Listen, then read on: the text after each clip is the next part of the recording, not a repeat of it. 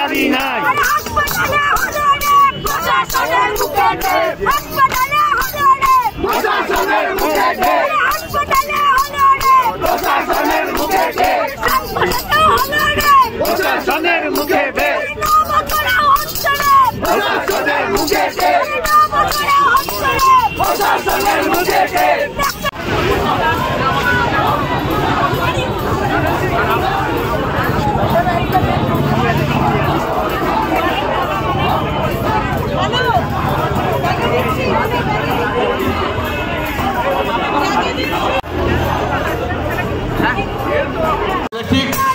এক মিনিট বাকি আছে, আমরা নীরবতা পালন করবো, এটা ঘোষণা করা হয়েছিল।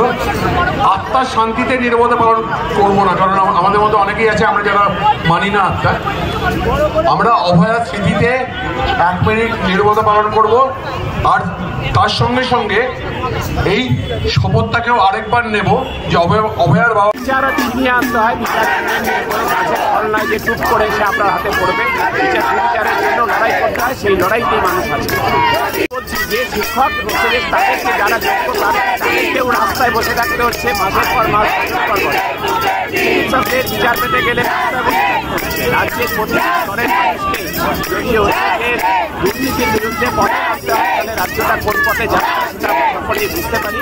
কিন্তু রাস্তা ছাড়া আর কোনো বিকল্প নেই বলে আমাদের রাস্তাতে আসতে হচ্ছে, কারণ গণতন্ত্রে আস্থাশীল। আমরা গণতান্ত্রিক পদ্ধতিতে যেতে পারি না। অধিকার দিয়েছে, প্রতিবাদের অধিকার, রাইট টু প্রোটেস্ট উপায়ে আমরা গণতান্ত্রিক পদ্ধতি রাস্তাতেই আমরা আছি প্রতিবাদের।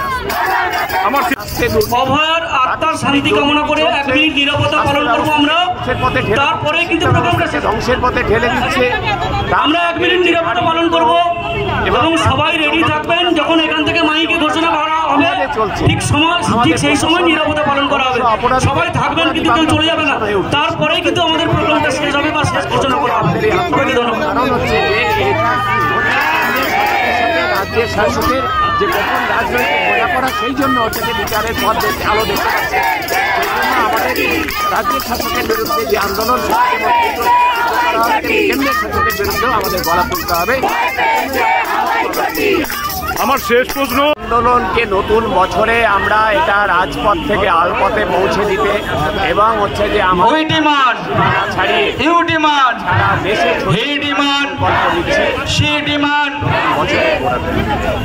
আপনাদের আন্দোলন দিল্লির পথে নিয়ে যাওয়া হচ্ছে ঘোষণা করা হয়েছে।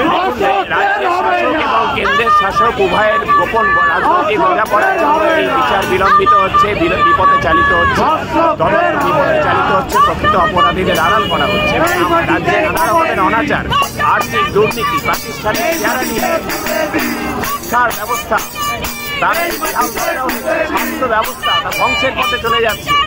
আমাদের কর্মক্ষেত্রে কোনো নিরাপত্তা নেই। আমাদের এখানে নারী নিগ্রহ এবং প্রান্তিক যৌন নির্যাতন, মানুষের উপরে যে অত্যাচার, অবাধ, তার কোনো প্রতিকার নেই। এবং হচ্ছে যে রাজ্যের কোনায় কোনায় প্রতিটি মানুষের বাসস্থানে, কর্মস্থলে, রাস্তাঘাটে, ব্যবসা বাণিজ্যের জায়গায় সর্বত্র যে প্রতিদিন হুমকির শিকার হতে হচ্ছে, হুমকির সংস্কৃতি, ভয়ের রাজনীতি, এই সমস্ত কিছুর প্রতিবাদে হচ্ছে যে এই সমস্ত কিছুর পিছনে রয়েছে রাজ্যের শাসক এবং সেই জন্য রাজ্যের শাসকের বিরুদ্ধে এই আন্দোলন তীব্র থেকে তীব্রতর করার পাশাপাশি আমরা কেন্দ্রের শাসকের বিরুদ্ধেও আরও সোচ্চার হব। আমরা হচ্ছে যে এই প্রয়োজনে না আমরা বিজেপি যাব না, প্রয়োজনে আমরা ভারতবর্ষের অন্যান্য রাজ্যেও এই আন্দোলন।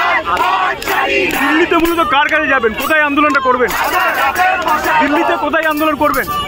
কোথায় আন্দোলন পরে কথা অনেক যখন আমরা ঠিক করবো তখন জানিয়ে দেবো। আর রাজ্যে আমরা যারা অভয়া মঞ্চের সদস্য আছি এবং যারা ডাক্তারবাবু, দুর্নীতির কারণ দুর্বৃত্ত চক্রই যে অপরাধের পরিবেশ তৈরি করেছে, সেটা হচ্ছে যে আমাদের এই মেয়েটির জীবনকে কেড়ে নিয়েছে।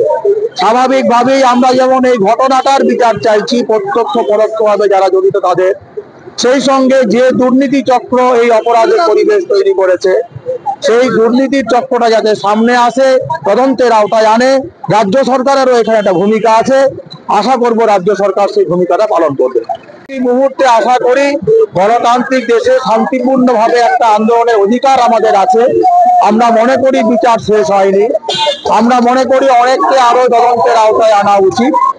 আমরা অহিংস উপায়ে, গণতান্ত্রিক উপায়ে এই দাবি আমরা আদায় করব, এটা আমাদের স্থির বিশ্বাস। এরপরে আমরা যেহেতু এখানে সিবিআই এর যে তদন্ত, সেগুলি নিয়ে অনেকগুলি প্রশ্ন উঠেছে। রাজ্য সরকারের যে ভূমিকা নিয়ে আগেই প্রশ্ন ছিল, এবং যখন তারা চার্জশিট জমা দেওয়ার অনুমোদন দিচ্ছেন না, সেগুলি নিয়ে প্রশ্ন উঠছে, এবং আরো অনেকে যাদেরকে এখনো তদন্তের আওতায় আনা হয়নি।